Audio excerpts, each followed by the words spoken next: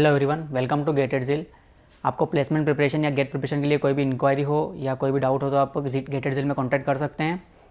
तो Python series में आज का हमारा टॉपिक है फंक्शंस। हमने कल देखे थे इनबिल्ट फंक्शंस कुछ होते हैं, लेकिन आज हम देखेंगे कि हम खुद एक फंक्शन कैसे बना सकते हैं, हमारा यूज़र डिफाइंड फंक्शन कैसा होगा, ठीक है। और फंक्शन में और क्या क्या चीज़ें हैं, फंक्शन से जुड़े हुए कंसेप्ट क्या क्या हैं, वो हम सारी चीज़ें आज देखेंगे, ठीक है। तो फंक्शन क्या होता है? Function is a group of statement that together perform a task. मतलब एक ब्लॉक ऑफ कोड है जो पूरा सीरियली एग्जीक्यूट होगा, या जो भी है कोड, वो कोड जो भी करेगा वो पूरा का पूरा एक मिलाकर एक कोई स्पेसिफिक टास्क होगा, तो ही हम फंक्शन बना रहे हैं। हम फंक्शन बनाते हैं क्यों? एक्चुअल में फंक्शन हम इसलिए बनाते हैं ताकि हमारा जो इतना बड़ा कोड है या जो ज़्यादा कोड है वो छोटे छोटे पार्ट में टुकड़े हो सके उसके, और एक जो फंक्शन है उसका कोई एक स्पेसिफिक काम हो। जैसे कि मुझे एक नंबर का स्क्वायर फाइंड करना है, मेरे कोड में बहुत सारी चीज़ें हैं। मैं कहीं स्क्वायर फाइंड कर रहा हूँ, कहीं क्यूब फाइंड कर रहा हूँ, और कहीं मैं किसी क्वाड्रेटिक इक्वेशन को सोल्व कर रहा हूँ। ऐसे बहुत सारे फंक्शंस हैं, ठीक है। ऐसी बहुत सारी चीज़ें हैं जो मैं अपने कोड में कर रहा हूँ। अब मैं क्या चाहता हूँ कि वो कोड बहुत बल्कि हो गया, तो मैं क्या करता हूँ, मैं स्क्वायर फाइंड करने का अलग फंक्शन बना देता हूँ, क्यूब फाइंड करने का अलग बना देता हूँ, क्वाड्रेटिक इक्वेशन सोल्व करने का अलग बना देता हूँ, कहीं सम हो रहा है तो सम करने का फंक्शन अलग बना देता हूँ। तो ऐसे छोटे छोटे जो काम है उन काम को करने के लिए मैं अलग अलग फंक्शन बना देता हूँ, तो मेरा कोड क्या हो जाएगा? मैनेजेबल कोड हो जाएगा, ठीक है। तो फंक्शन कहाँ काम आते हैं? फंक्शन क्या करते हैं? फंक्शन काम आते हैं रीयूजेबिलिटी में। रीयूजेबिलिटी मतलब कि जो मैंने अभी कहा कि हमारा जो कोड, जो बल्कि कोड था, वो छोटे छोटे टुकड़ों में टूट गया है अब, और हर एक पार्ट जो है वो अपना अपना काम करेगा, और उसको मैनेज करना, उसको कहीं एरर आती है तो उसे चेक करना बहुत आसान है, ठीक है। कहीं डिबगिंग करना बहुत आसान है, ठीक है। तो फंक्शन कहाँ काम आते हैं? फंक्शन काम आते हैं रीयूजेबिलिटी में, ठीक है। प्रोग्राम की रीयूजेबिलिटी इंप्रूव होती है फंक्शन से, ठीक है। प्रोग्राम की मेंटेनेबिलिटी और रीयूजेबिलिटी कि हम उसको बार बार कहीं भी यूज़ कर सकते हैं। मुझे क्वाड्रेटिक इक्वेशन सोल्व करने का 4 जगह काम करना है, क्वाड्रेटिक इक्वेशन सोल्व करने के लिए, तो मैं 4 जगह सेम कोड नहीं लिखूंगा, मैं एक फंक्शन बना लूँगा और उसी फंक्शन को बार बार कॉल करता रहूँगा, बार बार यूज़ करता रहूँगा, ठीक है। रीयूजेबल है कोड हो जाएगा वो, ठीक है। तो फंक्शन क्या करते हैं? फंक्शन में आपने मैथ्स में फंक्शन पढ़े होंगे कि जैसे ये लिखा हुआ है स्क्वायर फाइंड करने का F of X equal to X square, ये एक मैथमेटिकल नोटेशन है, ठीक है। फंक्शन का F of X equal to X square, ये क्या कर रहा है? एक्स एज ए आर्ग्यूमेंट ले रहा है, ठीक है। एक वैल्यू एज ए आर्ग्यूमेंट लेंगे हम इस फंक्शन में, अगर यदि एक्स पास करेंगे तो वो हमें क्या करेगा? एक्स का स्क्वायर कैलकुलेट करके वापस देगा, ठीक है। तो ये मैथमेटिकल नोटेशन है। तो फंक्शन प्रोग्रामिंग लैंग्वेज में भी सेम कंसेप्ट होता है फंक्शन का। फंक्शन क्या करते हैं? कुछ आर्ग्यूमेंट लेते हैं और कुछ ऑपरेशन, कुछ स्टेटमेंट लिखे होते हैं, कोड वो परफॉर्म करते हैं, और फाइनली अगर यदि उन्हें कुछ वैल्यू रिटर्न करनी है तो ठीक है, अदरवाइज वो अपना काम कंप्लीट करके एंड हो जाता है, ठीक है। तो फंक्शन क्या करते हैं? या तो वो अपना टास्क करेंगे और फाइनल रिजल्ट हमें रिटर्न कर देंगे। तो सेम कंसेप्ट है, जैसा मैथ्स का है वैसा का वैसा ही कंसेप्ट प्रोग्रामिंग में भी है फंक्शंस का, ठीक है। तो पाइथन में हम फंक्शन किस तरीके से बना सकते हैं, यूजर डिफाइंड फंक्शन, वो हम देखते हैं। तो पाइथन में फंक्शन डिफाइन करने के लिए हमारे पास एक डेफ कीवर्ड होता है, ठीक है।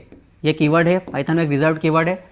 डेफ कीवर्ड लिखा मतलब हम फंक्शन को डिफाइन कर रहे हैं, उसके बाद हमें लिखना है फंक्शन का नाम, ठीक है। उसके बाद वो फंक्शन कौन कौन से आर्ग्यूमेंट्स दे रहा है वो हमें बताना है। उसके बाद उसके अंदर कुछ स्टेटमेंट्स होंगे, ठीक है। तो वो स्टेटमेंट वो सारे चलाएंगे, ठीक है। वो फंक्शन अगर रन होगा तो सारे स्टेटमेंट चलेंगे, ठीक है। वो अपना कोड एग्जीक्यूट करेगा। वो नॉर्मल पाइथन स्टेटमेंट कुछ भी हो सकते हैं, ठीक है। फंक्शन का सिंटेक्स समझ में आया किस तरीके से फंक्शन बनाना है। जैसे मुझे स्क्वायर, अभी जो हमने फंक्शन देखा था मैथमेटिक्स का नोटेशन क्या था?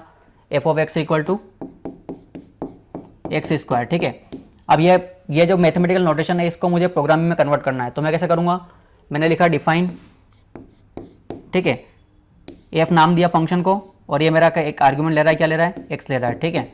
ये क्या करेगा? मुझे, हमने रिटर्न कीवर्ड पढ़ा था, रिटर्न कीवर्ड क्या करता है? वैल्यू रिटर्न करता है फंक्शन से। क्या करेगा? एक्स का स्क्वायर कैलकुलेट करना है, तो ये एक्स, और हमने एक एक्सपोनेंशियल ऑपरेटर पढ़ा था स्टार, डबल स्टार लगाएंगे तो ये क्या करेगा? एक्स स्क्वायर, ठीक है।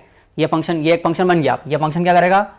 एक इंडिपेंडेंट कोड बन गया है जो क्या करेगा? एक आर्ग्यूमेंट लेगा, उसका स्क्वायर करेगा और हमें रिटर्न कर देगा। अगर एक्स की जगह मैं 2 पास करूंगा तो मुझे 2 का स्क्वायर मिलेगा, एक्स में मैं 4 पास करूंगा मुझे 4 का स्क्वायर मिलेगा, ठीक है। समझ में आया किस तरीके से फंक्शन क्रिएट करना है? अब पाइथन में इसके प्रोग्राम फाइल है तो इसके अंदर ऊपर कुछ स्टेटमेंट हो सकते हैं, नीचे कुछ स्टेटमेंट हो सकते हैं, वो नॉर्मल फ्लो है प्रोग्राम का, ठीक है। ये इतना कोड समझ में आया। ये एक फंक्शन डिफाइन हुआ है। अब इस फंक्शन को कॉल कैसे करें? अब मुझे मान लो मुझे कैलकुलेट करवाना है 4 का स्क्वायर, तो मैं क्या लिखूंगा? मैं किस तरीके से कैलकुलेट करूंगा? मैं लिखूंगा एफ ऑफ 2, ठीक है। मैं क्या लिखूंगा? एफ ऑफ 2, ठीक है। तो ये करेगा, ये इस फंक्शन को कॉल करेगा, एक्स में क्या पास होगा? 2 पास होगा और 2 स्क्वायर ने 4, तो वो 4 यहाँ रिटर्न हो जाएगा जो मैं किसी भी वेरिएबल में स्टोर कर लेता हूँ। मान लो मैंने टी नाम के वेरिएबल में स्टोर किया, ठीक है। अब मैं प्रिंट करूँगा टी को, तो मुझे क्या मिलेगा आउटपुट में, मुझे आउटपुट में क्या मिलेगा, अगर मैं टी को प्रिंट किया तो 4 मिलेगा, ठीक है। अब मुझे यहाँ 2 की जगह 6 पास किया तो 6 का स्क्वायर मिलेगा जो कितना होगा 36, मुझे टी में आंसर मिलेगा। आप यूज़र से इनपुट ले सकते हैं और उसको फिर यहाँ पास कर सकते हैं, ठीक है।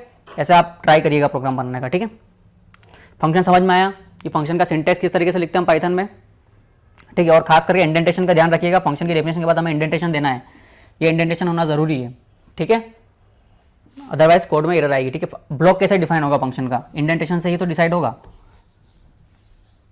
देखिए यहाँ लिखा हुआ है आई इक्वल टू 2, ठीक है। यहाँ लिखा हुआ है जे इक्वल टू 3, कुछ भी स्टेटमेंट है ऊपर, ठीक है, बहुत सारे स्टेटमेंट इस सेम लेवल पे है ना, इस लाइन पर।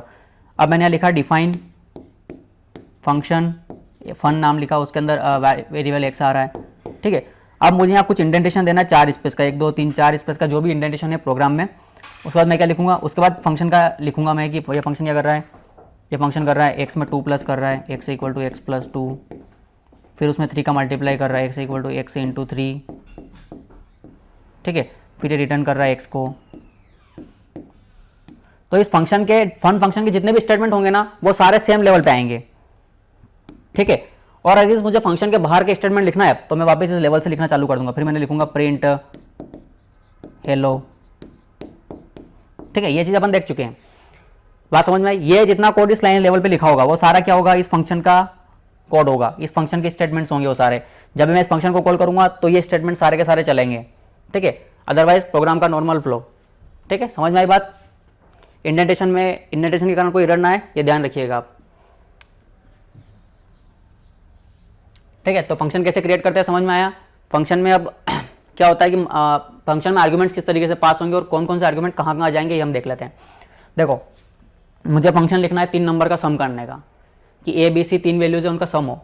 तो मैं क्या लिखूंगा, डिफाइन फंक्शन फन है ना, ठीक है, या फिर सम नाम रख लेते हैं, सम अंडर स्कोर न्यू, नया फंक्शन है सम जो 3 वैल्यूज का सम करेगा, ठीक है। सम अंडर स्कोर न्यू, ठीक है। फंक्शन का नाम किस तरीके से आपको डिसाइड करना है वो हम आइडेंटिफायर के रूल्स में देख चुके हैं कि फंक्शन का नाम भी एक आइडेंटिफायर है, तो आपको ये आइडेंटिफायर के रूल के हिसाब से आपको फंक्शन का नाम रखना है, ठीक है। आप कोई भी रैंडम कैरेक्टर नहीं ले सकते, ठीक है। इसके अंदर मुझे क्या चाहिए, 3 नंबर का सम करना है, तो मुझे 3 नंबर एज ए आर्ग्यूमेंट लेने पड़ेंगे।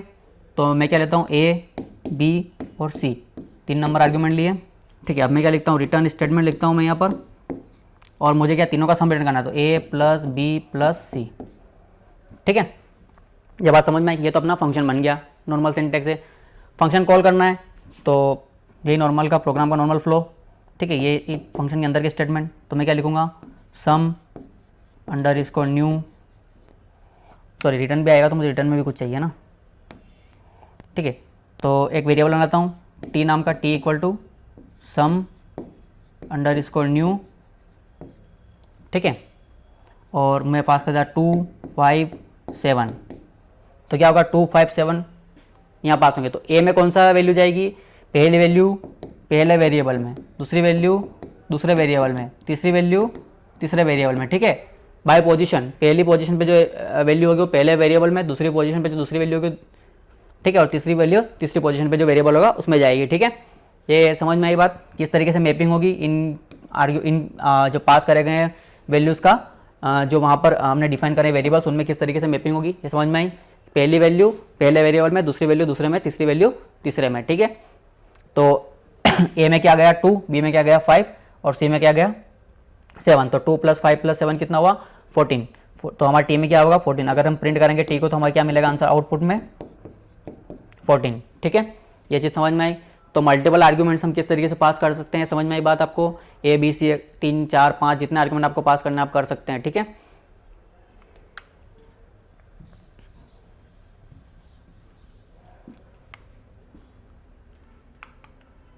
ठीक है, तो अपन एक बार ये कोड रन करके देख लेते हैं, उसके बाद आपको क्लियर हो जाएगा कि फंक्शन में क्या क्या और हो सकता है।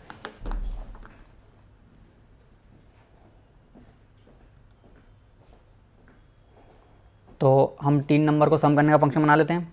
डिफाइन माई सम ठीक है, ए बी और सी तीन वेरिएबल्स बनाए मैंने, मुझे रिटर्न करना है, क्या करना है, ए प्लस बी प्लस सी। ठीक है, अब मैं इस फंक्शन को कॉल कर देता हूँ, माई सम 2 5 7 पास किया है। ठीक है, टी नाम के वेरिएबल में जहाँ रिजल्ट आएगा वो स्टोर कर लेता हूँ और मैं प्रिंट कर देता हूँ टी को। ठीक है, बात समझ में आई, सिंटैक्स समझ में आए। देखिए यहाँ इंडेंटेशन दिया है मैंने बराबर। ठीक है, या डिफाइन के बाद ये जो कुछ भी कोड है ये सब इस फंक्शन का कोड है। ठीक है, और ये अपना प्रोग्राम का नॉर्मल फ्लो। ठीक है, तो इंडेंटेशन का ध्यान रखिएगा, फंक्शन के अंदर जितने भी स्टेटमेंट होंगे सारे इसी लेवल पे आएंगे, ये प्रोग्राम का नॉर्मल फ्लो। ठीक है, तो प्रिंट करते अपन टी को, हमारा आंसर क्या आना चाहिए, 14 आना चाहिए। देखिए हमारा आंसर 14 मिला। ठीक है, बात समझ में आई। अब यहाँ पर क्या हो सकता है, अगर मान लो मैंने यहाँ से 4 वैल्यू पास कर दी तो क्या होगा, वहाँ तो 3 ही वैल्यूज़ है, वहाँ मेरे पास वेरिएबल 3 ही है और मैंने 4 पास कर दिया तो क्या हो गया। देखिए हमारे पास एक एरर आई है और वो क्या कह रहा है हमें कि my sum takes 3 positional arguments but 4 were given. ठीक है, तो यहाँ पर फंक्शन क्या करता है, यहाँ ये फंक्शन क्या कर रहा है, इस फंक्शन को 3 आर्ग्यूमेंट की ज़रूरत है। ये एक्सपेक्ट कर रहा है कि मेरे पास 3 आर्ग्यूमेंट आएंगे, ए बी और सी, लेकिन हमने कितने पास कर दिए, 4। तो यहाँ एरर आएगी कि ये चौथा आर्ग्यूमेंट मैं किस वेरिएबल में असाइन करूँ, मुझे तो पता ही नहीं है। तो इसने कह दिया कि मैं 3 आर्ग्यूमेंट ले सकता हूँ, आप चौथा पास नहीं कर सकते। ठीक है, तो अब मान लो कि अगर मुझे 3 तो ये पता है, लेकिन अगर मुझे 3 से अब मुझे पता ही नहीं कितने आर्ग्यूमेंट पास होते हैं। मुझे पता है 3 तो पक्के आएंगे, 3 तो मुझे पता है कि 3 तो पक्के आएंगे, उसके बाद कितने आएंगे मुझे नहीं पता है। तो इस प्रॉब्लम का क्या सोल्यूशन है। ठीक है, कि 3 तो है पक्का, 3 आएंगे, लेकिन 3 के बाद कितने आ सकते हैं ये नहीं पता, 4 5 6 7 कितने भी आ सकते हैं, कितने भी आर्ग्यूमेंट्स आ सकते हैं, कुछ भी पास कर सकते हैं आप। ठीक है, इस 6 के बाद मैंने 4 भी पास कर दिया, उस 4 के बाद मैंने 3 भी पास कर दिया और 2 9 कुछ भी पास कर दिया। रैंडम कितने भी आर्ग्यूमेंट्स होते हैं, 8 10 15 20 जितने आपको पास करना है पास कर सकते हैं। तो उनको मैं कैसे इसमें अंदर लिखूंगा, क्या मैं सबके लिए वेरिएबल बनाऊंगा 50 60 70, नहीं। तो उसके लिए भी हमारे पास एक तरीका है पाइथन में कि हम किस तरीके से उस चीज़ को सोल्व कर सकते हैं। ये चीज़ समझ में आई बेसिक सी, उसके बाद अपन नेक्स्ट बढ़ते हैं। ठीक है, इस प्रॉब्लम का क्या सॉल्यूशन अपन देखते हैं।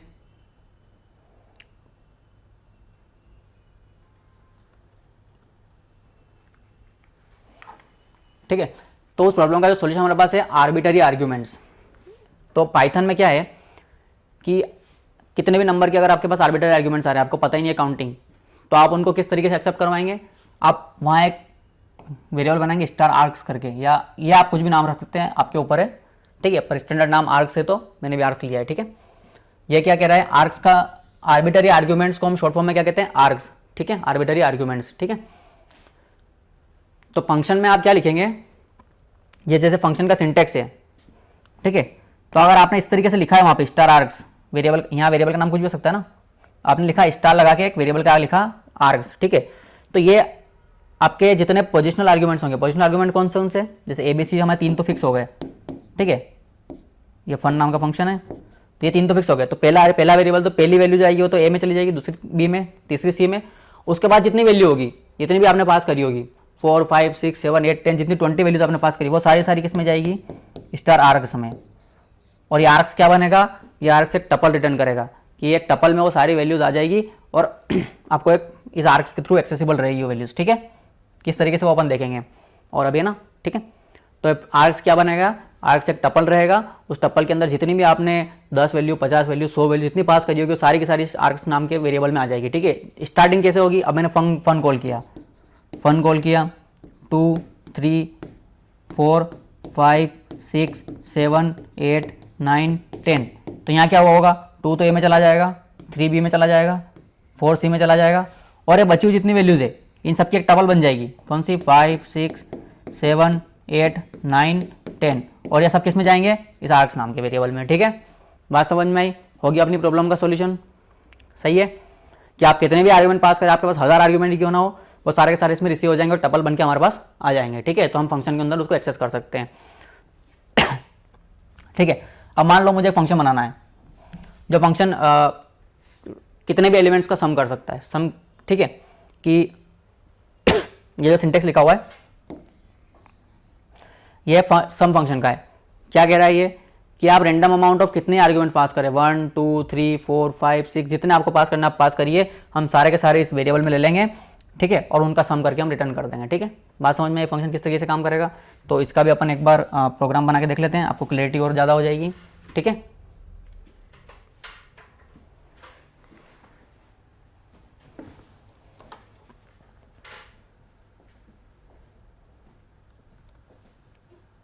देखिए हमारे पास तीन फंक्शन तो तीन वेरिएबल हमारे पास थे। उसके बाद मैंने एक नया वेरिएबल बनाया स्टार आर्क्स।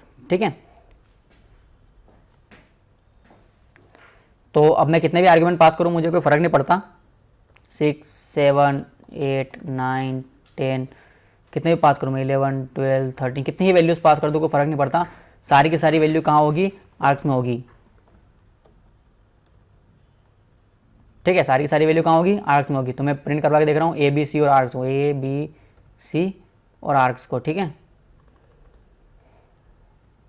और हमें स्टार्टिंग के 3 नंबर का सम मिलेगा। यहाँ क्या होगा, जैसा हमने पढ़ा है, यहाँ क्या होना चाहिए, 2 कहाँ मैप होना चाहिए, ए में 5 बी में 7 सी में, और बाकी बची हुई सारी वैल्यूज से एक टपल बनेगी और टपल कहाँ जाएगी, आर्क्स में। ठीक है, तो हमारे पास ए की वैल्यू 2 प्रिंट होनी चाहिए, बी की 5 सी की 7 और आर्क्स के अंदर ये टपल प्रिंट होनी चाहिए। ठीक है, बाकी हम टी को प्रिंट करेंगे तो क्या होना चाहिए, 2 5 7 का सम क्या होता है, रिटर्न क्या हो रहा है हमारे पास, ए बी सी का सम रिटर्न हो रहा है। तो ए बी सी क्या है 2 5 7, तो कितना 14 हमारे पास आंसर में प्रिंट होना भी चाहिए। ठीक है, ये सारी चीज़ें प्रिंट होनी चाहिए। हमारा एक्सपेक्टेड आंसर ये है, तो अपन देखते हैं। ठीक है, अपन रन करते हैं तो देखिए क्या आया, ए की वैल्यू क्या आई 2, बी की 5, सी की 7, और बाकी जितनी वैल्यूज़ थी सारी की सारी क्या बनी, सारी की सारी वैल्यूज़ क्या हुआ, एक टपल बनी, और टपल हमें आउटपुट मिली। वो टपल क्या थी, आर्क्स के अंदर थी। ठीक है, और हमारे पास एबीसी का सम रिटर्न हुआ, तो एबीसी का सम क्या था 2 5 7 कितना हुआ 14, हमें 14 आउटपुट में मिल गया। ठीक है, टी की वैल्यू क्या हुई 14। यह बात समझ में आई कि आप आर्बिट्ररी आर्ग्यूमेंट्स किस तरीके से लेंगे। ठीक है, इसमें एक कंसेप्ट और है कि ये जो है ये पोजिशनल आर्ग्यूमेंट्स है, इनको क्या कहते हैं हम, पोजिशनल आर्ग्यूमेंट्स की पहली पोजीशन का पहली पे मैप होगा, दूसरी पोजीशन का दूसरी पे, तीसरी पोजीशन का तीसरी पे। तो अगर यदि आपने एक बार आर्क्स लिख दिया तो उसके बाद आप ऐसा नहीं लिख सकते कि इसके बाद मैं डी लिख दूँ कि ये आर्क्स हो गया, कितने आर्ग्यूमेंट आए ले लो, उसके बाद एक को चौथा आर्ग्यूमेंट लास्ट वाला जो है उसको इस डी में असाइन कर दो, ऐसा नहीं होगा भैया। ठीक है, आपको जितने पोजिशनल आर्ग्यूमेंट्स है वो इसके पहले लिखने पड़ेंगे, उसके बाद आप डी या सी कुछ भी नहीं लिख सकते कि ये सी को यहाँ से हटा के यहाँ पीछे लिख दूँ मैं, ऐसा नहीं चलेगा। सी को यहाँ से हटाया और यहाँ पीछे लिख दूँ, ऐसा नहीं चलेगा। ठीक है, क्या होगा फिर 2 इसमें असाइन हो जाएगा, 5 इसमें असाइन हो जाएगा, और ये फिर एरर दे देगा कि भैया आखिरी सी में असाइन करने के लिए मेरे पास कुछ नहीं बचा, आप वहाँ से कुछ पास कर ही नहीं सकते, क्योंकि जो भी होगा इसका कंसेप्ट क्या है कि जितने भी आर्ग्यूमेंट्स आपने दिए होंगे वो सारे के सारे इसमें असाइन हो जाएंगे, तो सी के लिए कुछ बचा ही नहीं। ठीक है, तो पोजिशनल आर्ग्यूमेंट्स क्या करते हैं, पोजिशनल आर्ग्यूमेंट्स हमेशा स्टार आर्बिट्ररी आर्ग्यूमेंट्स के पहले होना चाहिए, बाद में नहीं हो सकता। ठीक है, तो क्या एरर आती है अपन देख लेते हैं एक बार और। ठीक है, जैसे सी मैंने हटा के यहाँ से यहाँ लिख दिया तो क्या होगा, हमारे पास एरर आ जाएगी एक, क्या कहेगा, missing one required keyword only argument सी।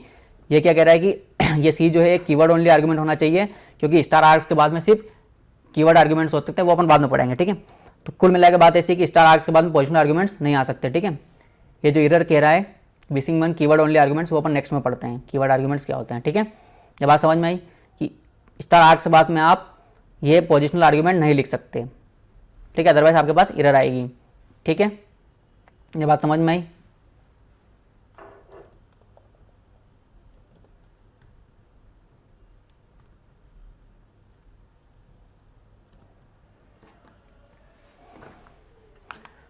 कीवर्ड आर्ग्यूमेंट्स क्या होते हैं। ठीक है, अभी अपन ने एरर देखी कीवर्ड आर्ग्यूमेंट्स की, उसके बाद वो कीवर्ड आर्ग्यूमेंट होने चाहिए स्टार आर्क से बाद। मान लीजिए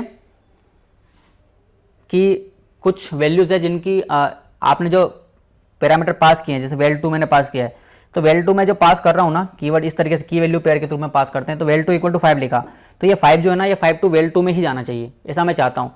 तो ऐसा कैसे होगा, मेरा जब मैं पास कर रहा हूँ तब वेरिएबल का नाम और जहाँ मैं रिसीव कर रहा हूँ वहाँ वेरिएबल का नाम सेम हो, तो ये मैं कैसे कर सकता हूँ, ये मैं कर सकता हूँ कीवर्ड आर्ग्यूमेंट्स की मदद से, कि ये कीवर्ड है और ये की है, तो दोनों की वैल्यू सेम होगी तो ही ये दोनों वैल्यूज़ मैप हो पाएगी। वेल 2 किससे मैप होगा, इस वेल 2 से मैप होगा, वेल 3 किससे होगा, इस वेल 3 से होगा। ठीक है, बात समझ में आई।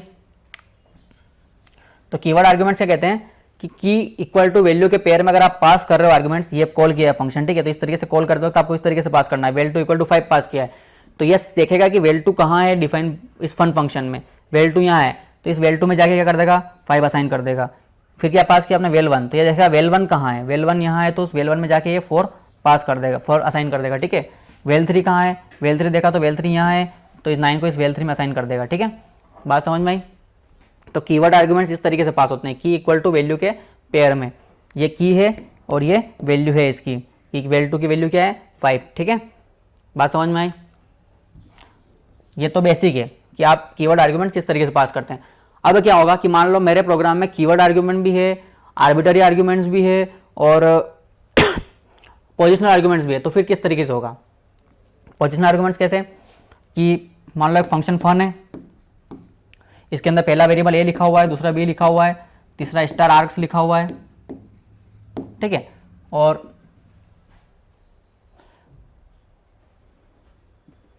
उसके बाद कीवर्ड आर्गुमेंट्स हो सकते हैं, ठीक है।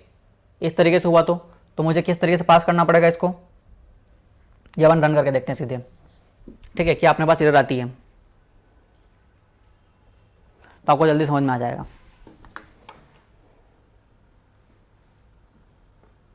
देखिए अभी हमारे पास क्या एरर आई थी, अगर मैं सी को हटा के यहाँ से लिखता हूँ तो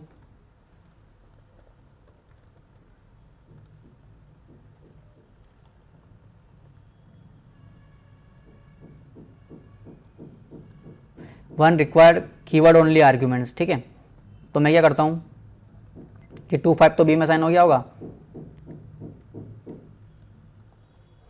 यहाँ से मैं पास करता हूँ सी इक्वल टू 7, तो क्या कोड चलेगा, बिल्कुल चलेगा। अब यहाँ क्या हुआ होगा, ठीक है, अब यहाँ क्या हुआ है, 2 तो इसमें मैप हो गया, 5 इसमें मैप हो गया, बाकी बचे हुए जो भी पोजिशनल आर्ग्यूमेंट थे वो सारे के सारे आर्क्स में चले गए, और जो कीवर्ड आर्ग्यूमेंट्स थे क्या कहा, सी इक्वल टू 7 लिखा है, की इक्वल टू वैल्यू, तो ये की चेक करेगा सी कहाँ है, सी यहाँ है, तो सी में जाके 7 असाइन कर देगा, ठीक है। बात समझ में आई। तो की जो 7 है हमारा, की इक्वल टू वैल्यू, तो की जो कीवर्ड है सी, उसी कीवर्ड में जाके 7 असाइन करेगा और कहीं असाइन नहीं करेगा। तो हमारी जो प्रॉब्लम थी कि स्टार आर्क्स के बाद में हम ये ऐसा आर्ग्यूमेंट लिख सकते हैं, लिख सकते हैं, तो हम पोजिशनल आर्ग्यूमेंट नहीं लिख सकते हैं, ये पोजीशन वाले हैं कि हमने 2 जो है पहली पोजीशन पे जाएगा, हम पोजिशनल आर्ग्यूमेंट नहीं लिख सकते, हम कीवर्ड आर्ग्यूमेंट लिख सकते हैं की वैल्यू पेयर के इक्वल में, ठीक है। बात समझ में आई। तो कीवर्ड आर्ग्यूमेंट एक बिल्कुल परफेक्टली रन करेगा, ठीक है। तो आपने बिल्कुल आउटपुट देख लिया, ए में 2 गया, बी में 5 गया, सी में 7 गया, तो हमारा आंसर भी 14 आया, और जो पूरे के पूरे आर्ग्यूमेंट्स थे 7 11 वगैरह, वो सारे के सारे टपल बन के आर्क्स में चले गए, ठीक है। मान लो कि अब मैं 7 सी इक्वल टू 7 को लास्ट में करने की बजाय बीच में कर दूं तो क्या होगा, क्या इस 14 का क्या होगा फिर, अब क्या 14 आर्क्स में रिसीव होगा या नहीं। तो क्या कह रहा है, positional arguments follows keyword arguments, क्या कह रहा है, syntax error, positional arguments follows keyword argument, कि ये जो पोजिशनल आर्ग्यूमेंट है ये कीवर्ड आर्ग्यूमेंट के बाद में नहीं आ सकता, ये सिंटैक्स एरर है, ठीक है। तो आप ऐसा नहीं लिख सकते, आपको कीवर्ड आर्ग्यूमेंट लास्ट में लिखना पड़ेगा, ठीक है। 14 पहले लिखो, फिर आप कीवर्ड आर्ग्यूमेंट पास करो, कोई प्रॉब्लम नहीं है हमें, लेकिन आप पहले नहीं लिख सकते, ठीक है। तो आपको समझ में आया यहाँ क्या हो रहा है कि आप सबसे पहले क्या लिखेंगे, पोजिशनल आर्ग्यूमेंट्स, ठीक है, उसके बाद आप आर्बिटरी आर्ग्यूमेंट लिख सकते हैं, ठीक है, उसके बाद आप क्या लिखेंगे, उसके बाद आप लिखेंगे कीवर्ड आर्ग्यूमेंट्स, ठीक है। समझ में आई बात। फंक्शन में किस तरीके से आप लिखेंगे, आप इनको स्वेप करेंगे तो आपके पास एरर आएगी, ठीक है। आप इनको ऑर्डरिंग चेंज नहीं कर सकते कि आप पोजिशन आर्क से बाद आप पोजिशनल आर्ग्यूमेंट रिसीव नहीं कर सकते, आर्क से पहले आप कीवर्ड आर्ग्यूमेंट रिसीव नहीं कर सकते, वरना आर्क्स में कुछ जाएगा नहीं, ठीक है। बात समझ में आई, कौन कौन सी एरर कहाँ कहाँ आ रही है, ठीक है।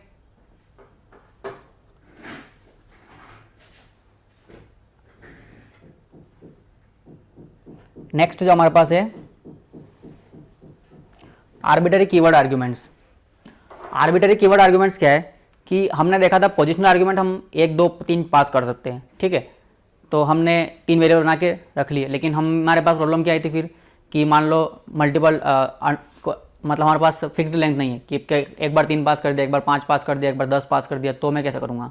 तो हमारे पास सॉल्यूशन क्या आया था कि हम आर्बिटरी आर्ग्यूमेंट यूज़ करें कि स्टार आर्क्स करें, ठीक है। अब हमारे पास क्या है पोजिशनल आर्ग्यूमेंट भी है, तो पोजिशनल आर्ग्यूमेंट में क्या हो सकता है, 1 हो सकते हैं, 2 हो सकते हैं, 3 हो सकते हैं, 4 हो सकते हैं। मान लो किसी ने 15 20 पास कर दिए तो फिर उसका क्या होगा, उनको मैं कैसे रिसीव करूँगा। तो उसके लिए हमारे पास क्या कंसेप्ट है, सेम कंसेप्ट है जिस तरीके से पोजिशनल के लिए आर्क्स है, उसी तरह कीवर्ड आर्ग्यूमेंट्स के लिए क्या है, क्वार्क्स है, कीवर्ड आर्बिटरी कीवर्ड आर्ग्यूमेंट्स, ठीक है। क्वार्क को शॉर्ट में ये शॉर्ट फॉर्म किसका है, कीवर्ड आर्बिटरी आर्ग्यूमेंट्स, ठीक है। आर्क्स किसका था, आर्बिटरी आर्ग्यूमेंट्स का। क्वार्क्स क्या है, कीवर्ड आर्बिटरी आर्ग्यूमेंट्स या आर्बिटरी कीवर्ड आर्ग्यूमेंट्स, आप कुछ भी कह लें, ठीक है। कि रैंडम अमाउंट ऑफ की 1 भी हो सकता है, 2 भी हो सकता है, 5 भी हो सकता है, 10 भी हो सकते हैं, कितने भी कीवर्ड आर्ग्यूमेंट्स आ सकते हैं, तो उनको मैं किस तरीके से रिसीव करूंगा, ठीक है। तो उनको मैं कैसे रिसीव करूंगा, ये सिंटेक्स है। उसके लिए कौन सा सिंटेक्स था, आर्क्स के लिए सिंगल स्टार और वेरिएबल का नाम, तो क्वार्क्स के लिए क्या है, डबल स्टार और वेरिएबल्स का नाम, ठीक है, वेरिएबल का नाम। तो देखिए यहाँ पे क्या हो रहा है, ये और ये सारे किस तरीके से रिसीव होंगे कि जितने भी मैंने ये की वैल्यू पेयर है, एक मैंने 2 की वैल्यू पेयर पास किए हैं, मैं 3 भी कर सकता हूँ, 4 भी कर सकता हूँ, तो ये सारे के सारे कहाँ रिसीव होंगे, इसके अंदर रिसीव होंगे। और ये क्या होगी, ये एक डिक्शनरी होगी। क्वार्क्स क्या होगी, क्वार्क्स क्या होगी, एक डिक्शनरी होगी जिसके अंदर वेल 1 होगा और उसकी वैल्यू क्या होगी, 2 होगी, और वेल 2 होगा और उसकी वैल्यू क्या होगी, 4 होगी, ठीक है। तो जितने भी आपने पास किए होंगे, कितने भी 50 60 जितने पास किए होंगे, सारे के सारों की एक डिक्शनरी बन जाएगी। और डिक्शनरी आपको कहाँ किस वेरिएबल के थ्रू एक्सेसिबल होगी, क्वार्क्स के थ्रू एक्सेसिबल होगी, ठीक है। ये बात समझ में आई। हमारे पास जब हमारे पास कीवर्ड नहीं, आर्बिटरी आर्ग्यूमेंट्स थे पोजिशनल के कि हम 15 20 वैल्यूज पास कर रहे थे, तो वो किस तरीके से जा रही थी, वो टपल के रूप में आर्क्स में जा रही थी, और ये किस तरीके से जाएगी, ये डिक्शनरी के रूप में क्वार्क्स में जाएगी, ठीक है। ये बात समझ में है आपको। फंक्शन में आप क्वार्क्स कैसे पास कर सकते हैं, ठीक है। ये सारे के सारे क्वार्क्स में एक्सेसिबल है। आप क्वार्क्स ऑफ वेल 1 लिखेंगे ऐसे, डिक्शनरी के एलिमेंट किस तरीके से एक्सेस कर सकते हैं अपन, क्वार्क्स ऑफ वेल 1 लिखेंगे तो आपको क्या मिलेगा, 2 मिल जाएगा। आप वेल 2 लिखेंगे तो आपको क्या मिल जाएगा, 4 मिल जाएगा। इस फंक्शन के अंदर ये सारे के सारे एक्सेसिबल है, ठीक है। और ये जो प्रोग्राम लिखा है मैंने, ये सारे के सारे कीवर्ड आर्ग्यूमेंट्स को रिसीव करना और उनको प्रिंट उनकी वैल्यूज़ को प्रिंट करने के लिए लिखा हुआ है, ठीक है। तो ये अपन एक बार चला के देखेंगे कि आप किस तरीके से क्वार्क्स रिसीव कर सकते हैं, ठीक है। तो अपन एक बार ये क्वार्क्स का भी कोड रन करके देख लेते हैं ताकि आपको ज़्यादा क्लियरिटी हो जाए। और अपन सारे के सारे मिक्सचर करके भी देखेंगे कि आप पोजिशनल वगैरह को किस तरीके से मिक्स कर सकते हैं। जैसे मैंने डिफाइन किया एक फंक्शन फन नाम का, ठीक है। ये हमारे पास कीवर्ड आर्ग्यूमेंट्स ले रहा है, ठीक है। और क्या कर रहा है, ये हम मुझे सारे कीवर्ड आर्ग्यूमेंट्स में वैल्यू प्रिंट करना है, तो मैंने लिखा फॉर की इन। अब हमारे डिक्शनरी की कीज़ कैसे एक्सेस कर सकते हैं, हम कैसे एक्सेस करते हैं डिक्शनरी की keys, quarks dot keys function पढ़ा था हमने डिक्शनरी में, ठीक है। अब मुझे ये करना है, प्रिंट करना है, क्या करना है, प्रिंट क्वार्क्स ऑफ की, ठीक है। ये बात समझ में आई। यहाँ क्या हो रहा है, और मैंने फन फंक्शन में पास किया है v1 equal to 4, v2 equal to 6, v3 equal to Ajay, कुछ भी पास कर सकता, कोई वैल्यू हो सकती, v4 इक्वल टू राहुल, ठीक है, v5 equal to 2.3 2.4 and v6 equal to जील। इतने सारे कीवर्ड्स आर्ग्यूमेंट मैंने पास कर दिए, ठीक है। तो क्या सारे के सारे प्रिंट होने चाहिए, ये नई लाइन न्यू लाइन में प्रिंट करेगा, तो मैं एंड आर्ग्यूमेंट बता देता हूँ, एंड इक्वल टू स्पेस से प्रिंट करते हैं, ठीक है। तो अपन इस प्रोग्राम को चला के देखते हैं, हमें क्या आंसर मिलना चाहिए, सारी वैल्यूज़ मिलना चाहिए। यहाँ कीज आएगा, ठीक है। देखिए क्या आउटपुट मिल रहा है हमें, सबसे पहला जो हमारी की थी v1, उसकी वैल्यू क्या है 4, फिर V2 की 6, फिर अजय, फिर राहुल, फिर 2.4, फिर जिल। ठीक है, आप चाहें तो की भी प्रिंट करवा सकते हैं, की कोमा और उसके बाद हम चाहते हैं एक स्ट्रिंग प्रिंट हो जिसके अंदर कोलन लगा हो। ठीक है, और हम चाहते हैं न्यू लाइन में प्रिंट हो। ठीक है, तो ये देखिए V1 की वैल्यू क्या है 4, V2 की क्या है 6, V3 की क्या है अजय, V4 की क्या है राहुल, V5 की क्या है 2.4, V6 की क्या है जिल। ठीक है, समझ में आया आपको बात कि कीवर्ड आर्गुमेंट्स किस तरह से रिसीव होंगे। आप जितने चाहे उतने आर्गुमेंट पास कर सकते हैं, सारे के सारे कैसे रिसीव होंगे, एक डिक्शनरी की तरह रिसीव होंगे। और आपको चेक करना है कैसे होंगे डिक्शनरी की तरह, तो मैं आपने एक फंक्शन भी पढ़ा है प्रिंट टाइप फंक्शन पढ़ा है आपने, टाइप ऑफ क्वार्क्स। तो यह हमें क्या देगा, डिक्ट देना चाहिए, क्या दे रहा है क्लास डिक्ट। तो एक क्वार्क्स क्या है, डिक्शनरी टाइप का एक वेरिएबल है जिसके अंदर सारे के सारे कीवर्ड आर्ग्यूमेंट्स स्टोर्ड हैं। ठीक है, बात समझ में आई। कीवर्ड आर्बिट्ररी आर्ग्यूमेंट्स कैसे पास करेंगे। अब देखिए, अब क्या होगा कि मेरे पास मान लो दो पोजिशनल आर्ग्यूमेंट्स ए हैं और बी, मेरे पास दो पोजिशनल आर्ग्यूमेंट्स हैं, उसके बाद कुछ स्टार आर्क्स हैं, फिर कुछ फिर कीवर्ड आर्ग्यूमेंट्स है सी और डी, और उसके बाद रैंडम कीवर्ड आर्ग्यूमेंट हो सकते हैं। तो मुझे यहाँ पास किस तरीके से करने पड़ेंगे अब इनको, ये देखिए अब आप।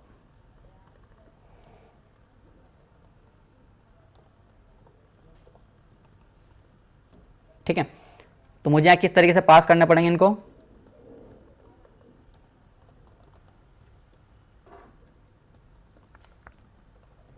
ठीक है, ये स्टेटमेंट लिखा हुआ है, फंक्शन की डेफिनेशन एम्प्टी ना रहे इसलिए।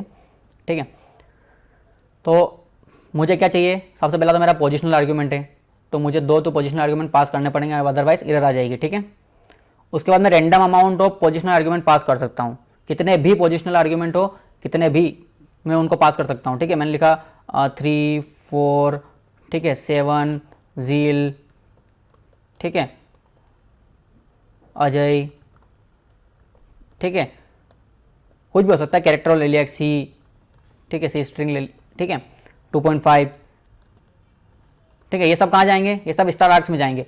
लेकिन जैसे ही उसके बाद मैंने कीवर्ड आर्गुमेंट पास किया c equal to 5, d equal to 7, ये मुझे पास करने ही पड़ेंगे, ये सारे के सारे मुझे पास करने पड़ेंगे। क्यों पास करने पड़ेंगे, क्योंकि ये रिक्वायर्ड है। ठीक है, ये ज़रूरी है पास करना। उसके बाद मैं कितने ही random amount of keyword argument pass कर सकता हूँ। हमेशा कीवर्ड आर्गुमेंट है वो पोजिशनल आर्गुमेंट को फॉलो करेंगे कि पहले पोजिशनल आर्गुमेंट उसके बाद ही कीवर्ड आर्गुमेंट। ठीक है, समझ में आई बात। CD पास किया, उसके बाद मैं क्या करना है, मुझे मैं कितने amount of keyword argument pass कर सकता हूँ। उसके बाद मैं लिख सकता हूँ कि E इक्वल टू 6, ठीक है F इक्वल टू 9, कुछ भी पास कर सकता हूँ, सब कुछ वैलिड है। ठीक है, लेकिन मैं 3 या 4 ऐसा कुछ पास नहीं कर सकता। अब मैं पोजिशनल आर्गुमेंट पास नहीं कर सकता, अगर मैंने ऐसा किया तो एरर आ जाएगी। ठीक है, मैं कीवर्ड आर्गुमेंट पास कर सकता हूँ लेकिन पोजिशनल आर्गुमेंट अब पास नहीं कर सकता मैं। ठीक है, ये मेरे रैंडम अमाउंट ऑफ कितने भी पास कर सकता हूँ, मैं चाहूँ तो 5 पास कर दूँ कि EF लिख लिया, G equal to good boy. ठीक है, कुछ भी पास कर सकता हूँ मैं, स्ट्रिंग पास कर दी, कुछ भी पास कर दिया। तो ये सारे के सारे कैसे रिसीव होंगे। ठीक है, तो अपन प्रिंट करवा के देख लेते हैं सारे के सारे। मैंने प्रिंट किया A को, उसके बाद मैंने प्रिंट किया B को, उसके बाद मैंने प्रिंट किया आर्क्स को। ठीक है, A और B को मैं एक साथ प्रिंट कर लेता हूँ। ठीक है, उसके बाद मैंने प्रिंट किया C और D को। ठीक है, उसके बाद मैंने प्रिंट किया इसको क्वार्क्स को।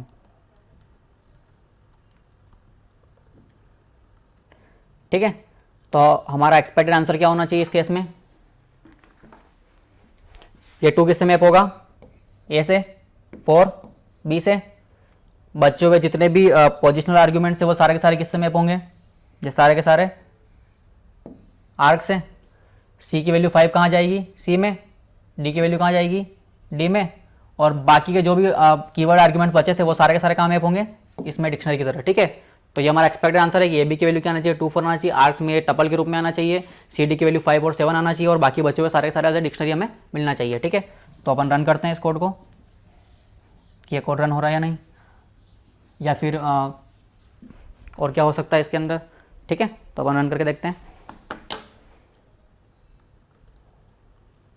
देखिए आई वैल्यू हमारे पास, ए बी की वैल्यू हमारे पास 2 4 आई है, जो हमने पास किया था यहाँ से, क्या पास किया था हमने, ए की वैल्यू 2 पास करी थी। ठीक है, ए की वैल्यू हमने क्या पास करी थी 2, बी की 4, बाकी ये जितने भी थे 2.5 तक सबके सब एक टपल में एक ग्रुप में आए होंगे। 3 4 7 झील अजय सी 2.5 सबके सब किस तरीके से आए, टपल में आए। उसके बाद सी और डी जो है वो पोजिशनल आर्ग्यूमेंट थे, 5 और 7 वैल्यूज़। उसके बाद बाकी जितने भी थे ई एफ जी सबके सब एक एज ए डिक्शनरी हमें किस तरीके से मिल रहा है, क्वार्ट्स में मिल रहा है। ठीक है, तो आपको समझ में आए किस तरीके से आप सारे आर्गूमेंट की मिक्सिंग कर सकते हैं, किस तरीके से पास कर सकते हैं, किस तरीके से एक्सेस करना है। ठीक है, समझ में आई बात, ये चीज़ क्लियर है आपको। ठीक है,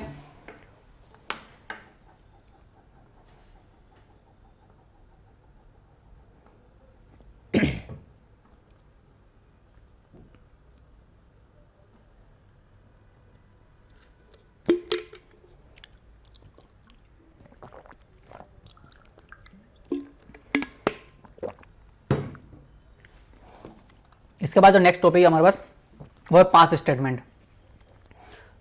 पास स्टेटमेंट जनरली फंक्शन के अंदर यूज होता है। पाइथन में क्या है कि आपको इंडेंटेशन देना है। ये फंक्शन है, ये प्रोग्राम का नॉर्मल स्कोप, नॉर्मल फ्लो। ये क्या है, फंक्शन का कोड लिखा आएगा। अब यहाँ पे अगर मैं चाहता हूँ कि फंक्शन की बॉडी एम्प्टी रहे कि फंक्शन कुछ काम करे ही ना, मतलब फंक्शन के अंदर कोई स्टेटमेंट है नहीं, मीनिंगफुल स्टेटमेंट नहीं है कि वो कुछ प्रिंट भी कर रहा है या कुछ सम कर रहा है या कुछ भी कर रहा है, ऐसा कोई स्टेटमेंट है ही नहीं उसके अंदर, उसकी बॉडी मुझे एम्प्टी रखनी है। तो सी प्लस में क्या होता था, हम कर्ली ब्रैकेट क्लोज को ओपन कर देते, क्लोज कर देते। ठीक है, लेकिन यहाँ ऐसा कुछ कंसेप्ट नहीं है, यहाँ हमें इंडेंटेशन देना है, तो मैं ब्लैंक लाइन तो छोड़ नहीं सकता। तो यहाँ पर एक नया जो कीवर्ड है वो है पास कीवर्ड। पास कीवर्ड हम वहाँ लिख देते हैं कि इस फंक्शन की बॉडी एम्प्टी है। ठीक है, पास मतलब एम्प्टी स्टेटमेंट या उस स्टेटमेंट का कोई मीनिंग नहीं है। ठीक है,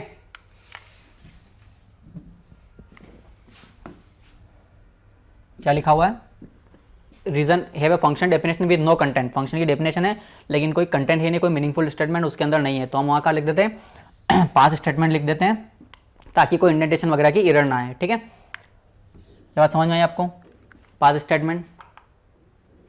ठीक है, तो अपन एक बार पास स्टेटमेंट का कोड रन करके देख लेते हैं कि हम पास नहीं लिखेंगे तो क्या एरर आएगी। ठीक है, जैसे फंक्शन बना हुआ है, मैंने इसको कॉल भी किया हुआ है, लेकिन मैं कुछ प्रिंट नहीं कर रहा हूँ, मेरा कुछ स्टेटमेंट लिखा हुआ ही नहीं। मैंने एक इंडेंटेशन दिया, खाली लाइन छोड़ दी। ठीक है, इंडेंटेशन दिया 4 लाइन का, खाली लाइन छोड़ दी, और मैं इस फंक्शन को कॉल कर रहा हूँ। तो क्या इंडेंटेशन एरर आ रही है, एक्सपेक्टेड है इंडेंट एंड ब्लॉक, एक ब्लॉक होना चाहिए, लेकिन यहाँ कुछ नहीं है हमारे पास। तो हम क्या लिखेंगे, हम लिख देंगे पास। पास लिखा मतलब फंक्शन की डेफिनेशन एम्प्टी है, इसके अंदर कोई मीनिंगफुल स्टेटमेंट नहीं है, तो हमारे पास कोई एरर नहीं आएगी। नेक्स्ट हमारे पास कमांड लाइन आ गई। ठीक है, बात समझ में आई। हमारे पास अब नेक्स्ट जो टॉपिक है वो है रिकर्शन। फंक्शन के साथ एक जुड़ा हुआ टॉपिक है वो है रिकर्शन। रिकर्शन क्या होता है हम नॉर्मल फंक्शन कॉल कर रहे हैं, लेकिन फंक्शन के अंदर से अगर हम फंक्शन कॉल करें और खुद को ही कॉल करें, खुद को ही कॉल करें मतलब रिकर्शन की डेफिनेशन क्या है वो समझ लेते हैं। Function call itself, function call itself, जब फंक्शन खुद को ही कॉल करे तो वो क्या कहलाता है, रिकर्शन कहलाता है। ठीक है, लेकिन यहाँ पर रिकर्शन में एक कंसेप्ट बहुत ज़रूरी है, वो है बेस कंडीशन। क्या ज़रूरी है, बेस कंडीशन। ठीक है, क्यों ज़रूरी है वो अपन देखते हैं। मान लो फंक्शन है एफ नाम का या फन नाम का फंक्शन है। ठीक है, ये फंक्शन है फन नाम का, मैंने डिफाइन किया। ठीक है, इस फन के अंदर मैंने फन को वापस कॉल कर दिया, क्या होगा आप, मैंने नॉर्मल का प्रोग्राम का नॉर्मल फ्लो है, ये फंक्शन का कोड, मैंने यहाँ से फन को कॉल किया, क्या हो रहा होगा सोचिए ज़रा। ये फन कॉल हुआ, मतलब ये डेफिनेशन थी इसकी, ये फन कॉल हुआ, इसने फिर देखा फन कॉल हुआ, इसने वापस से कॉल कर दिया, तो हमारा फंक्शन कॉल किस तरीके जारी होगी। ये फन कॉल हुआ, सबसे पहले तो मेन फंक्शन ने कॉल, जो भी हमारा एक्सटर्नल जो भी था वो कॉल हुआ होगा। ठीक है, उसके बाद इसने क्या किया, जब ये कॉल हुआ, इसकी बॉडी रन हुई तो उसने वापस फन को कॉल कर दिया, फिर वापस फन कॉल हुआ, इस फन ने वापस यहाँ गया, वापस कॉल हुआ, तो ये इन्फाइनाइटली चलता रहेगा। क्या चलता रहेगा? इन्फाइनाइटली फंक्शन कॉल होता रहेगा, खुद को ही वापस वापस कॉल करता रहेगा। तो इससे क्या एरर आएगी कि रिकर्शन की डेप्थ, या अभी जो मॉडर्न ऑपरेटिंग सिस्टम उनमें क्या रिकर्शन की डेप्थ तो फिक्स है कि आप इतनी बार रिकर्सिव फंक्शन खुद को कॉल कर सकता है, या फिर मेमोरी ओवरफ्लो एरर आ जाए कि हमारे पास स्टैक में जगह नहीं बची, अब हम कहाँ फंक्शन की डेफिनेशन कॉल करें। तो ऐसे कुछ सिस्टम हैंग हो सकता है, ऐसी कुछ प्रॉब्लम्स आ सकती है। ठीक है, तो उसको अवॉइड करने के लिए कि रिकर्शन कहीं ना कहीं जाके रुके, कहाँ रुकेगा ये हमें बताना पड़ेगा। हम बताना पड़ेगा तो उसके लिए हमारे पास क्या है, हमें बेस कंडीशन बतानी पड़ेगी। ये बेस कंडीशन क्या कहती है कि रिकर्शन कहाँ जाके रुकेगा, फंक्शन कॉल कहाँ जाके रुकेगी, कौन सी एक छोटी से छोटी वैल्यू होगी या छोटी छोटी केस होगा जहाँ जाके रिकर्शन से हमें रिटर्न होना है कि। ठीक है, जैसे कि अपन एक प्रोग्राम कुछ देख लेते हैं वैल्यू पास करके। ठीक है, कि एक प्रिंट फंक्शन है, ठीक है, न्यू प्रिंट है, न्यू प्रिंट मान लो। ठीक है, न्यू प्रिंट फंक्शन है, मैंने डिफाइन किया न्यू प्रिंट फंक्शन। ठीक है, जो एक आर्ग्यूमेंट ले रहा होगा, एन वैल्यू। ठीक है, एन एज ए आर्ग्यूमेंट ले रहा है। ये क्या करेगा, ये चेक करेगा कि if N less than equal to 0 है क्या, N less than equal to 0 है तो रिटर्न कर दो, नॉर्मल रिटर्न स्टेटमेंट लिखा हुआ है। अदरवाइज न्यू प्रिंट को वापस कॉल कर दो। ठीक है, n-1 वैल्यू के साथ में। ये कोड क्या कर रहा है अब अपन समझते हैं। और ये अपना नॉर्मल फ्लो है, तो मैंने यहाँ से क्या कॉल किया, न्यू प्रिंट को कॉल किया, n की वैल्यू मैंने पास कर दी 4। ठीक है, क्या हुआ होगा, न्यू प्रिंट कॉल हुआ, n में क्या गया, 4 गया। ठीक है, न्यू प्रिंट कॉल हुआ, n में क्या गया, 4 गया। तो न्यू प्रिंट कॉल हुआ, ठीक है, सबसे पहला कॉल हुआ n इक्वल टू क्या है, 4, n इक्वल टू 4 के साथ फंक्शन कॉल हुआ। कंडीशन चेक करी क्या, n less than equal to 0, 4 less than equal to 0, condition false, तो ये स्टेटमेंट रिटर्न नहीं चलेगा। ठीक है, रिटर्न स्टेटमेंट नहीं चलेगा। ये इफ का केस है, ये प्रोग्राम फंक्शन का कॉल है, ये इफ है ना। ठीक है, तो ये रिटर्न स्टेटमेंट नहीं चलेगा। फिर क्या हुआ, न्यू प्रिंट वापस कॉल हुआ n-1 के साथ में। n-1 कैसे, 4-1 क्या हुआ, 3, तो n इक्वल टू 3 के साथ नया फंक्शन कॉल हुआ होगा। ठीक है, ये दूसरा फंक्शन है, ये फंक्शन बॉडी है, ये दूसरी फंक्शन बॉडी है। ठीक है, n इक्वल टू 3 के साथ कॉल हुआ। फिर हमने क्या चेक करा, वही same case, 3 less than equal to 0, condition true है क्या, कंडीशन ट्रू नहीं है। कंडीशन ट्रू नहीं है तो हम क्या करेंगे, वापस से न्यू प्रिंट कॉल कर देंगे, और n इक्वल टू क्या हुआ होगा, 2 आ गया होगा। ठीक है, ये बात समझ में आई। 2 के साथ हमने कॉल किया, 2 less than equal to 0, condition false, फिर न्यू प्रिंट कॉल करा, n क्या पास करा हमने, 1 पास करा था, तो n में क्या आया, रिसीव होगा हमारे पास 1 रिसीव होगा। 1 less than equal to 0, condition false, तो हम वापस से न्यू प्रिंट कॉल करेंगे, और इस बार क्या पास कर रहे हैं हम, 0 पास कर रहे हैं, n-1 यानी 0 पास कर रहे हैं। ठीक है, अब हमने चेक किया, if n less than equal to 0, 0 less than equal to 0, condition true, तो हमने क्या लिखा, हमने लिख दिया रिटर्न। अब ये रिटर्न स्टेटमेंट क्या करेगा, जिसने इस n इक्वल टू 0 वाले को कॉल किया था, उस फंक्शन के पास हमें कंट्रोल वापस भेज देगा। तो इसको किसने कॉल किया था, इस फंक्शन को, इस n इक्वल टू 1 वाले ने। यहाँ से रिटर्न कहाँ होगा, यहाँ होगा। फंक्शन कॉल एंड हुई, 0 वाला खत्म हुआ, ये हमारा गायब। अब हमारे पास क्या बचा, ये वाला बचा। ये कौन सा स्टेटमेंट एग्जीक्यूट कर चुका था, ये इसको कॉल कर रहा था, ये स्टेटमेंट खत्म हुआ, इसने अपना रिकर्शन का काम खत्म किया, जितने कॉल करने थे कर लिए। हम वापस इस पे आए, इसके बाद कोई स्टेटमेंट लिखा हुआ है क्या, नहीं लिखा हुआ है, तो ये स्टेटमेंट भी खत्म। फिर क्या, इसको किसने कॉल किया था, n इक्वल टू 1 वाले ने, n इक्वल टू 2 वाले ने कॉल किया था, तो हम 2 वाले पे गए, उसका भी लास्ट स्टेटमेंट चल रहा था, उसने एग्जीक्यूट किया। उसको किसने कॉल किया, 3 वाले ने, तो उसने यहाँ रिटर्न कर दिया और खत्म। ठीक है, n इक्वल टू 3 वाले ने 3 को किसने कॉल किया था, n इक्वल टू 4 वाले ने कॉल किया था, ये भी गया, और n इक्वल टू 4 वाला यहाँ आ गया। इसके बाद कोई स्टेटमेंट नहीं लिखा हुआ है, तो ये भी हमारे पास कॉल स्टैक से गायब। ठीक है, तो रिकर्शन की बेस कंडीशन ये क्या कहलाई है, ये बेस कंडीशन कहलाई है रिकर्शन की। ठीक है, ये हमारी क्या कहलाई है, बेस कंडीशन, कि ये जो कंडीशन है ये डिसाइड कर रही है कि हमारा रिकर्शन कहाँ जाके रुकेगा। अगर ये कंडीशन नहीं होती तो हम रिकर्शन इन्फिनिटली कॉल करते ही रहते और वो कहीं नहीं रुकता, और कोई ना कोई मेमोरी एरर या सिस्टम एरर आती, तभी वो प्रोग्राम फोर्सफुली एंड होता। ठीक है, बात समझ में आई, रिकर्शन क्या होता है, रिकर्शन का कंसेप्ट क्लियर है। जैसे आप एक छोटा सा प्रोग्राम देख लेते हैं कि अभी जो अपन ने ये कोड किया था डिफाइन फन, ठीक है, एन हमारे पास रिसीव हो रहा है, ठीक है, if N greater than N less than equal to 0,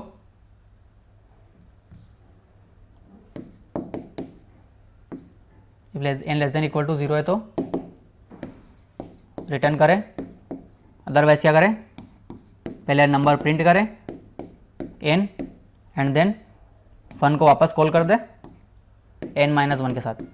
ये वैल्यू रिड्यूस्ड होनी चाहिए, ये वैल्यू हम a0 पे जा रहे हैं, n कोई भी पॉजिटिव वैल्यू हो सकती है ग्रेटर देन 0, तो हम क्या कर रहे हैं अगर ये वैल्यू रिड्यूस नहीं हुई, हमने वापस n से कॉल कर दिया तो वापस इन्फाइनाइट में फंस जाएगा, ठीक है। तो हमें ध्यान रखना है कि हम जब भी कॉल करें तो रिड्यूस पैरामीटर या ऐसे कोई बेस कंडीशन के अकॉर्डिंग जाए कि हमें क्लोज टू बेस कंडीशन जाना है, बेस कंडीशन दूर नहीं जाना है। और बेस कंडीशन दूर जाने की कोशिश करेंगे तो रिकर्शन इन्फाइनाइटली फंस सकता है, ठीक है। तो हमें क्या करना है, हमें बेस कंडीशन की तरफ जाना है, ना कि उसके अपोजिट डायरेक्शन में जाना है, ठीक है। हमें 0 है तो हमें 0 की तरफ जाना है, ना कि 0 से दूर, ठीक है। तो ये हमारा फंक्शन का कोड हो गया। अगर यदि हम इस फन को कॉल करते हैं वापस फॉर पास करके तो क्या होगा, फॉर पास हुआ, four less than equal to 0 हो गया, कंडीशन फॉल्स, तो प्रिंट क्या होगा, सबसे पहले फॉर प्रिंट होगा, उसके बाद n-1 के लिए कॉल होगा तो n-1 ने 3 के लिए कॉल हुआ, 3 जब आएगा तो 3 less than equal to 0, condition false, फिर क्या होगा, 3 प्रिंट होगा, ठीक है, 3 प्रिंट होगा। उसके बाद फिर रिकर्शन कॉल होगा, फिर 2 के लिए जाएगा तो 2 प्रिंट होगा, फिर 1 प्रिंट होगा, और जब 0 पास हुआ होगा n में तो 0 less than equal to condition false return हो जाएगा, और उसके बाद रिटर्न रिटर्न रिटर्न जाते हो कहाँ तक आ जाएगा, फिर यहाँ तक आ जाएगा। तो हमारा ये प्रोग्राम क्या प्रिंट कर रहा है, ये प्रिंट कर रहा है डिक्रीजिंग ऑर्डर में सीक्वेंस 4 3 2 1, ठीक है। आप जो भी n पास करेंगे उस n से लेकर 1 तक की डिक्रीजिंग सीक्वेंस में डिक्रीजिंग ऑर्डर में सीक्वेंस प्रिंट कर देगा, ठीक है। ये प्रोग्राम समझ में आया। तो रिकर्शन के ऊपर मैंने बहुत सारे प्रैक्टिस प्रोग्राम दिए एंडिंग में, तो आप ट्राई करिएगा उन प्रोग्राम को बनाने की, सोचिएगा कि किस तरीके से वो प्रोग्राम चल सकते हैं, ठीक है। आपको हमने रिवर्स ऑर्डर में प्रिंट करना तो देख लिया है, आपको अब इंक्रीजिंग ऑर्डर में 1 2 3 4 5 अप टू n आप कैसे रिकर्शन के थ्रू प्रिंट कर सकते हैं, ये प्रोग्राम आपको बनाना है, ठीक है। पहला प्रोग्राम यही है आपका कि रिकर्शन के थ्रू आपको 1 2 3 4 5 प्रिंट करना है। आप लूप के थ्रू तो इजीली कर सकते हैं, लेकिन आपको रिकर्शन के थ्रू ट्राई करना है, ठीक है। उसके बाद क्या है, प्रोग्राम आपको फंक्शन की प्रैक्टिस करनी है, तो आप फंक्शन के थ्रू फंक्शन बनाएंगे, रिकर्शन कॉल करेंगे, और उसके बाद ही आप 1 2 3 4 5 प्रिंट करेंगे, ठीक है। Program to calculate sum of array using recursion. दूसरा प्रोग्राम आपको पास एक अरे दिया हुआ है, लिस्ट, पाइथन में क्या है, लिस्ट है, तो आपको लिस्ट दी हुई है, आपको list as a argument receive करना है, ठीक है। आप लिस्ट को किस तरीके से आर्ग्यूमेंट में रिसीव करेंगे वो भी मैं बता देता हूँ आपको। आप डिफाइन करेंगे फंक्शन f, ठीक है, एक वेरिएबल बनाएंगे l नाम का, या कोई भी आपको जो वेरिएबल बनाना है नाम रखना है, ठीक है। इसके अंदर कोई जो भी स्टेटमेंट आपको लिखने हैं आप लिखिएगा। आप एक लिस्ट बना लीजिए lst, ठीक है, 1 2 3 4 कुछ भी है इसके अंदर, आप f को कॉल करेंगे तो आप यहाँ से lst पास कर दीजिएगा, ठीक है। तो lst एज इट इज़ इस l में रिसीव हो जाएगी, ठीक है, बात समझ में आई। और ये lst इस l में रिसीव होगी तो ये किस तरीके से रिसीव होगी, ये lst और ये l सेम लिस्ट को रेफर करेंगे मेमोरी में, ठीक है, ये ध्यान रखिएगा। ये रेफरेंस पास होगा इसका, तो ये दोनों 1 2 3 4 मेमोरी में लिस्ट बनी होगी 1 2 3 4, ठीक है।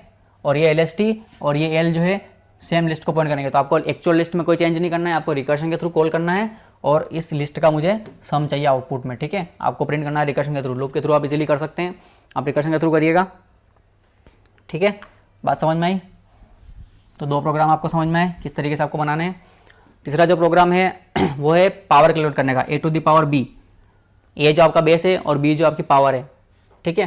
a to the power b आपको कैलकुलेट करना है, तो आपको क्या करना है, कोई फंक्शन बनाना है, ठीक है, ठीक है। वो एक आर्ग्यूमेंट लेगा a, 2 आर्ग्यूमेंट लेगा, सॉरी 2 आर्ग्यूमेंट लेगा, क्या लेगा, a और b। तो आपको मुझे रिटर्न करके देना है a to the power b, और आप कोई भी इनबिल्ट फंक्शन या इनबिल्ट ऑपरेटर यूज़ नहीं करेंगे। आपके पास 2 ऑपरेटर अवेलेबल है, डबल स्टार और एक पावर फंक्शन अवेलेबल है, तो आपको इन दोनों को यूज़ नहीं करना है, आपको रिकर्शन के थ्रू इस चीज़ को इम्प्लीमेंट करना है, ठीक है, ध्यान रखिएगा। आप कोई भी इनबिल्ट मेथड यूज़ नहीं करेंगे पावर कैलकुलेट करने के लिए, ठीक है, रिकर्शन के थ्रू बनाने की कोशिश करिएगा। दूसरा जो है आपको एक फंक्शन बनाना है जो है चेक करेगा कि एक सेट, आप उसको अंदर आपको 2 सेट रिसीव करने हैं। मान लो a और b 2 सेट रिसीव कर रहे हैं, तो आपको चेक करना है कि a जो है वो b का सबसेट है क्या। अगर यदि कंडीशन है तो आप ट्रू रिटर्न करिए, अदरवाइज आप फॉल्स रिटर्न करिए उस फंक्शन से, ठीक है। समझ में आई बात। तो आपको इनबिल्ट मेथड इसमें भी यूज़ नहीं करना है, आपके पास इज सबसेट मेथड अवेलेबल है, सुपरसेट मेथड अवेलेबल है, तो आपको यूज़ नहीं करना है, ठीक है। आपको मैन्युअली लूप या जो भी आप लॉजिक लगा सकते हैं उस तरीके से आप चेक करिएगा कि आप किस तरीके से चेक कर सकते हैं फंक्शन के अंदर, और फंक्शन बना के चेक करिएगा। आपको फंक्शन की प्रैक्टिस करनी है, ठीक है। Function to calculate upper case letters in string, आपको स्ट्रिंग दी हुई है कोई भी, मैंने दिया हुआ है जैसे वेलकम W कैपिटल है, वेल C कैपिटल है, OME वेलकम, TOZEAL,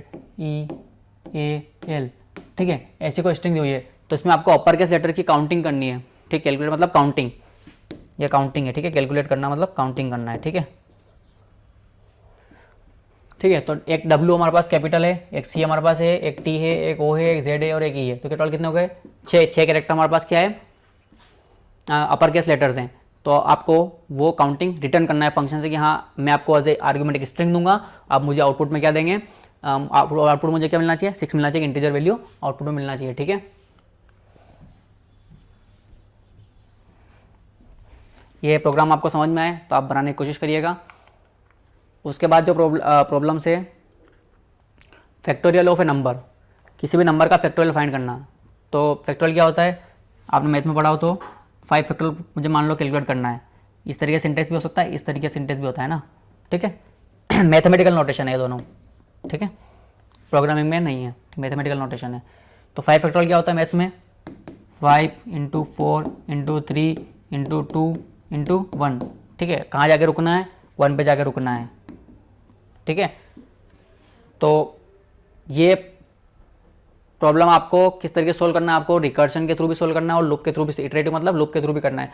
तो आपको एक प्रोग्राम बनाना है जो लूप के थ्रू फैक्टोरियल कैलकुलेट करेगा, दूसरा प्रोग्राम बनाना है जो रिकर्शन के थ्रू फैक्टोरियल कैलकुलेट करेगा। रिकर्शन के थ्रू कैसे करेंगे आप, देखो थोड़ा समझते हैं प्रॉब्लम को।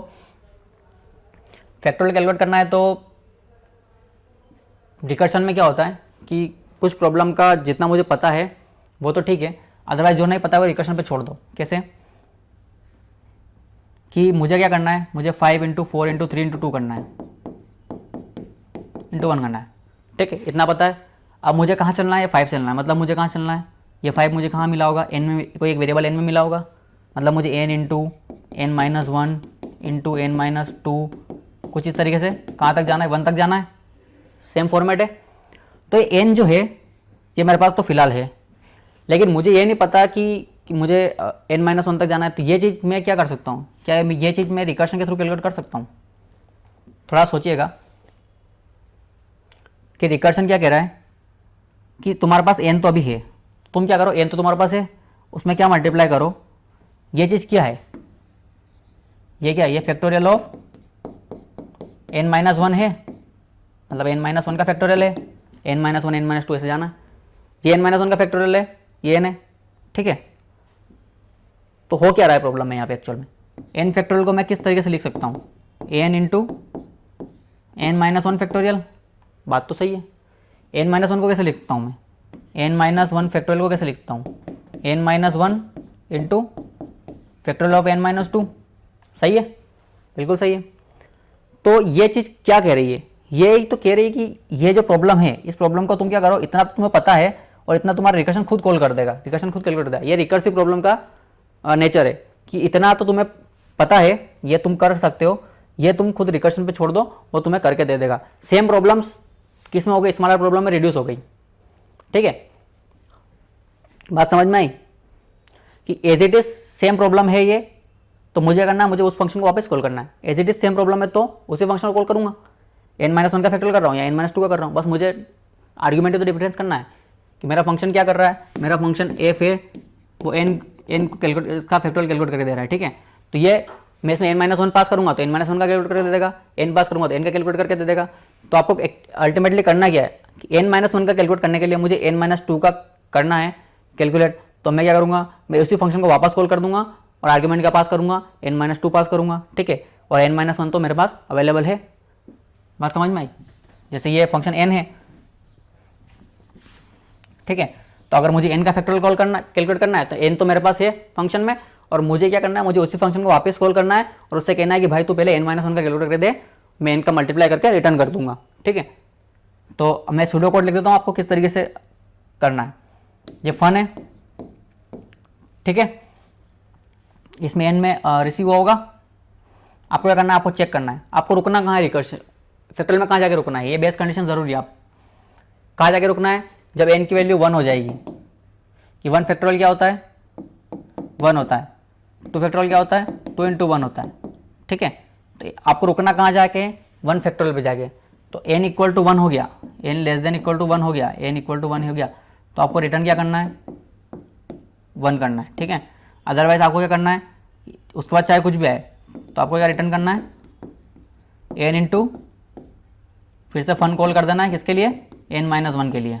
बात समझ में आई, ये कुछ समझ में आया क्या कह रहा हूँ मैं, कि ये बेस कंडीशन हो गई, यहाँ जाके मुझे रुकना है, उसके अलावा मुझे पता है कि n मेरे पास है, और तू भाई मुझे n-1 का फैक्टोरियल कैलकुलेट करके दे, तो मैं दोनों का मल्टीप्लाई करके रिटर्न कर दूँ तो फाइनल आंसर आ जाएगा, ठीक है। बात समझ में आई, n-1 का मुझसे वापस से कॉल करवा रहे हैं, उसी फंक्शन को कॉल करके, और बाकी का हम खुद करके रिटर्न कर देंगे वैल्यू, ठीक है। तो ये एक्चुअल में कोड ही हो गया है तो पूरा प्रोग्राम का, तो आप पाइथन में लिखने की कोशिश करिएगा, ठीक है। तो ट्राई करिएगा इस प्रोग्राम को एक बार और। ये जो है function to extract digit from a string, तो आपको कोई स्ट्रिंग आज आर्ग्यूमेंट रिसीव करनी है, जैसे 9 A B 7, ठीक है, -2 -3, ऐसे कोई भी एक स्ट्रिंग है, ठीक है, एक कंटिन्यूस स्ट्रिंग है, कोई भी स्पेस भी हो सकता है, कुछ भी हो सकता है उसके अंदर। तो आपको क्या करना है, इसमें से डिजिट निकालनी है। डिजिट मतलब कि ये एक 9 डिजिट है, ये 7 है, ये 2 है और ये 3 है। तो आपको उसमें से डिजिट एक्सट्रैक्ट करनी है और उसको एज ए स्ट्रिंग रिटर्न करना है, किसी उस स्ट्रिंग के अंदर डिजिट सी हो, ठीक है। तो आपको आउटपुट में क्या मिलना चाहिए, मुझे आउटपुट में 9 7 2 3 मिलना चाहिए, ठीक है। बस इतना आपको करना है, ठीक है। ये प्रोग्राम आप लूप के थ्रू कर सकते हैं इजीली, ठीक है। Function to reverse a list in place, ठीक है। आपको क्या करना है, आपको एक फंक्शन लिखना है, ठीक है।